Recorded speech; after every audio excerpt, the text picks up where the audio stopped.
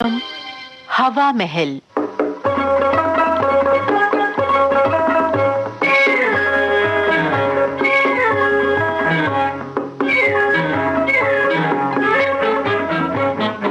आज के प्रोग्राम में आपको सुनवाते हैं R.K. शर्मा की लिखी झलकी अटैची केस।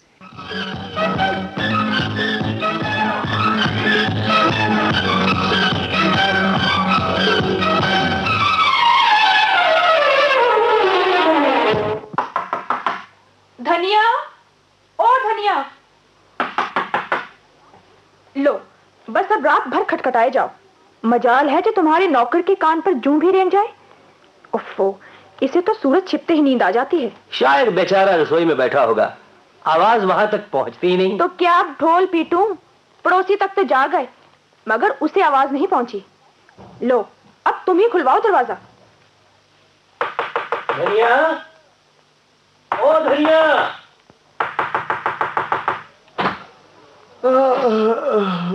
क्या सो गए थे? आंख लग गई थी।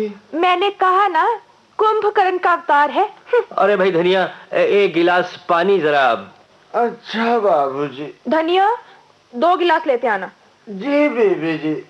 मैंने तो कल इसे देखते ही कह दिया था कि ये काम इसके बस का नहीं, मगर इससे क्या, ये आपके चपरासी का साला जो है। अरे भाई अभी नया है, 2-4 दिन में सब सीख जाएगा। आपने तो घर को नौकरों का ट्रेनिंग स्कूल समझ रखा है।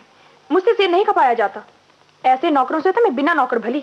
भाई सोच लो फिर एक बार। सोच लिया। ये लीजिए बाबूजी पानी, आप भी लीजिए ना बीबी जी। अरे भाई धनिया, वो तुमने क्या अपने लिए खाना वाना बना लिया था? जी हाँ। तो क्या आप समझे थे कि इसने भूख हड़ताल कर रखी है? रसोई भी ठीक से धोई है? जी बीबी जी।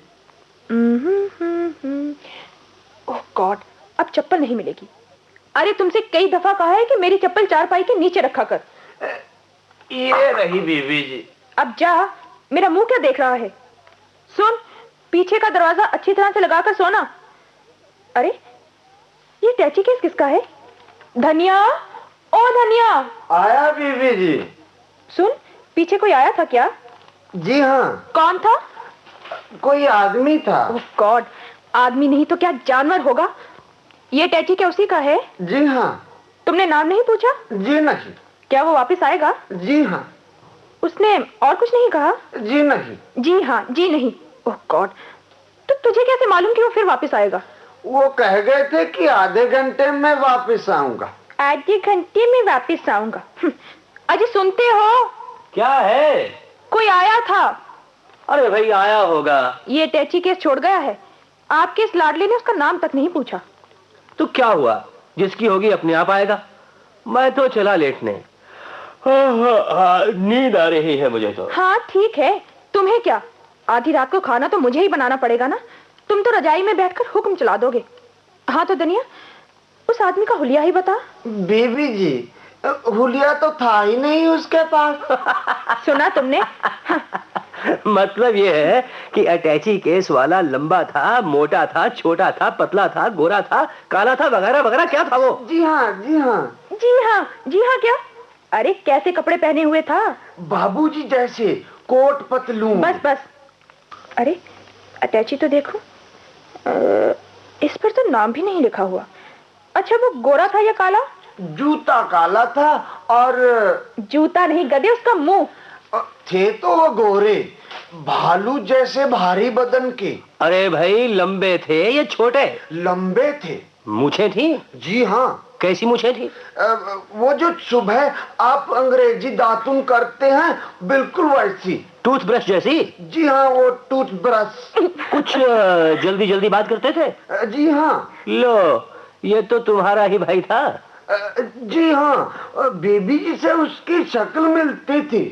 अरे ठीक तो है, सतीश ही होगा। 4 दिन हुए उसके एग्जाम खत्म हुए, घर जा रहा होगा। अरे गोरा सा था ना? जी हाँ। तीखी नाक? जी हाँ। बड़ी बड़ी सी आंखें? जी हाँ। सचमुच ये तो सतीश ही आया है। सतीश? हाँ सतीश।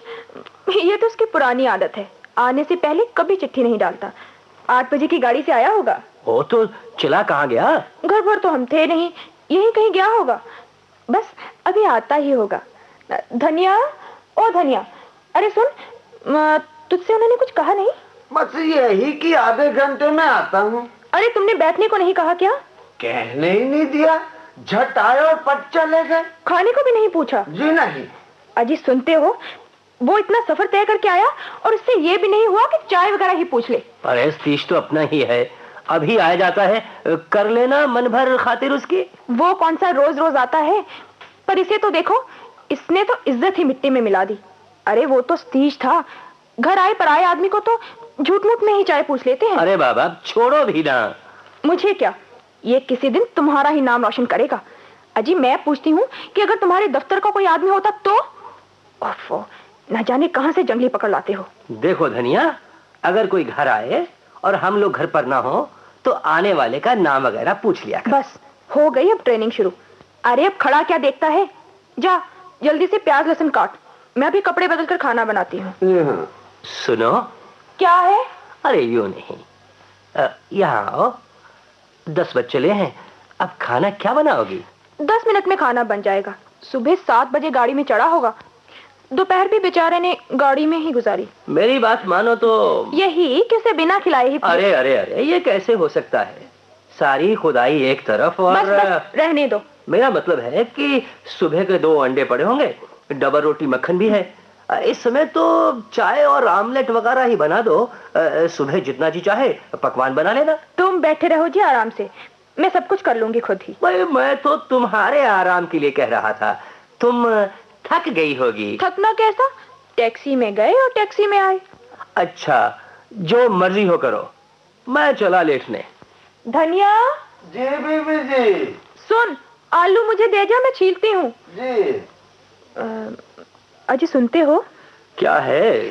देखो अभी लेटो नहीं, कभी कभी तो कहना मान लिया करो मेरा भी। अजी अजी, ये सूखी नदी में बाढ़ कैसी?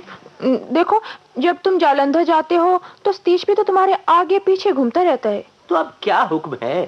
सुनो, जरा आधा किलो मटर ले आओ, मैं अभी छौंके देती हूँ। इस समय हमारे लिए कौन दुकान खोले बैठा होगा? 9 कब के बज चुके। मुझे सब पता है जी, हलवाई और सब्जी की दुकानें खुली रहती हैं, तुम्हें मेरी कसम। अरे अच्छा बाबा, लाओ थैला, जाना ही पड़ेगा। मैं अभी लाई थैला। ये लो। और सुनो। कहो। लगे हाथ नुक्कड़ वाली दुकान से पाव भर रबड़ी भी लेते आना ना। जाओ जल्दी आना। और सुनो, 2 रुपए के भल्ले भी लेते आना, सतीश को भल्ले बहुत ही पसंद हैं।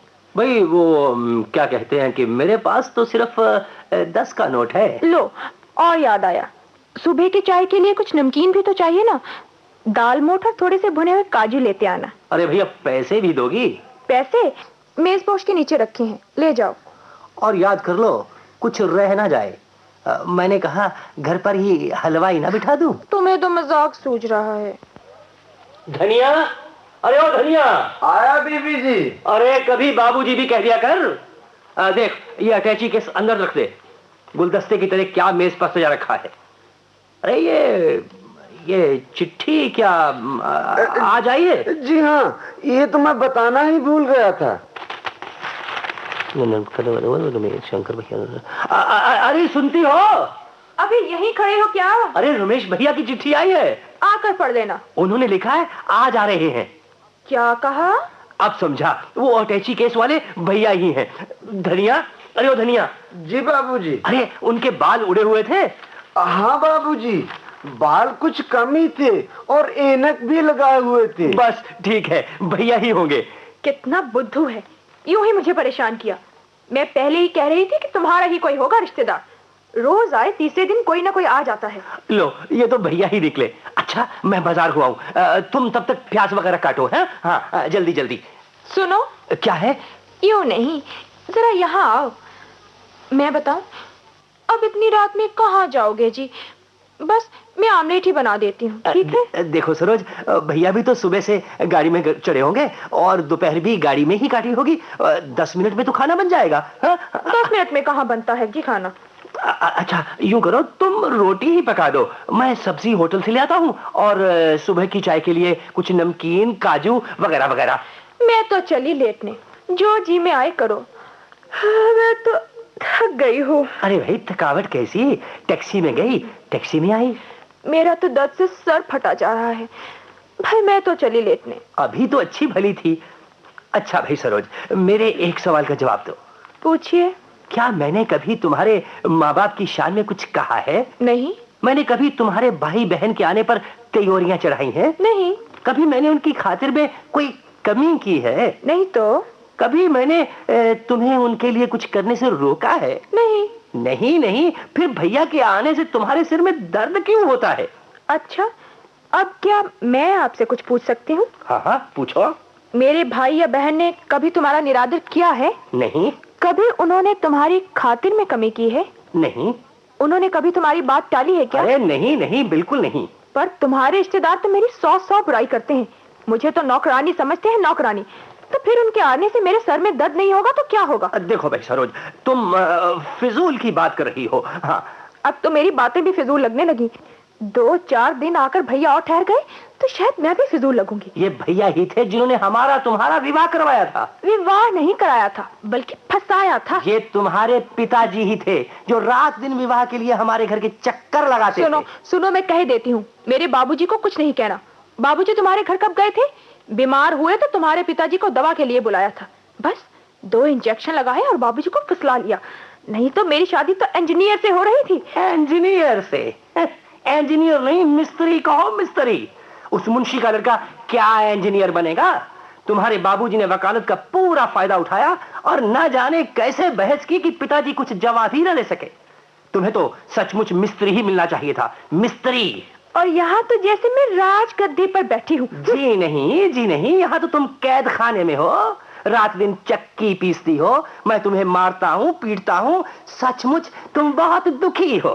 मार पीट करने को जी चाहता है तो वो भी कर लो, बस इसी की कसर रह गई है ना। ओहो, कैसी मूर्ख से पाला पड़ा है, न बात न चीज, लड़ने पर तुली हुई है। हाँ जी, मैं तो मूर्ख हूँ, अकल वाले तुम और तुम्हारे घर वाले।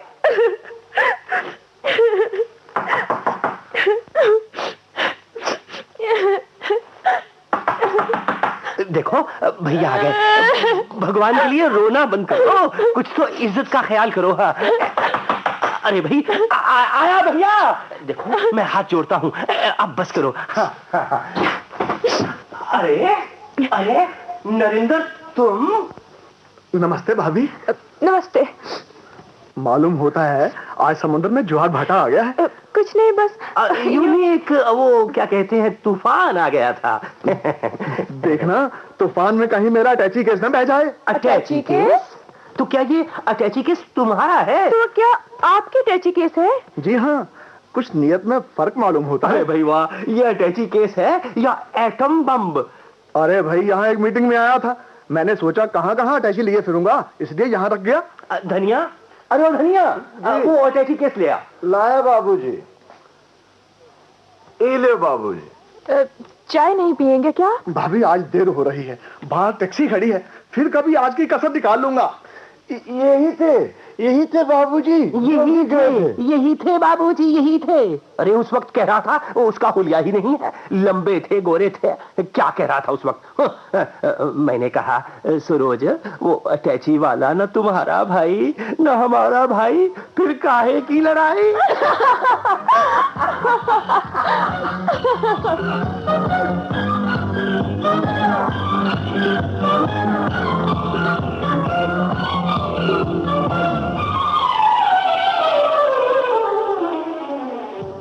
अभी आप सुन रहे थे हवा महल में झलकी अटैची केस। इसके लेखक R.K. शर्मा, निर्देशन किया विनोद धीर ने।